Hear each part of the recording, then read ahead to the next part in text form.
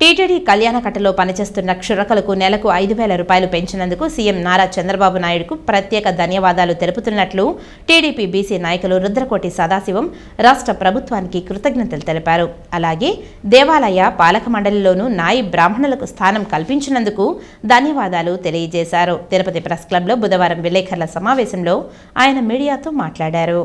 నాయి బ్రాహ్మణులకు సంక్షేమం కోసం ఆయన మేనిఫెస్టోలో పెట్టడం జరిగింది.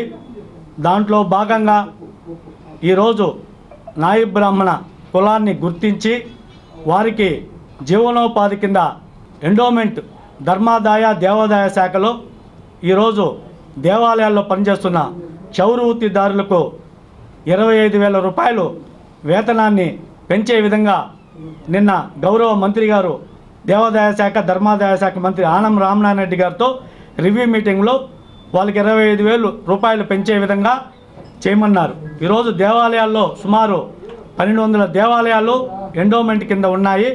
సుమారు దీంట్లో నాయి బ్రాహ్మణులు దేవాలయాల్లో పనిచేసే క్షౌర వృత్తిదారులు ఈ 25,000తో జీవనం పొందేదానికి గౌరవంగా ఉంటుందని ఈ సందర్భంగా తెలియజేస్తున్నాం.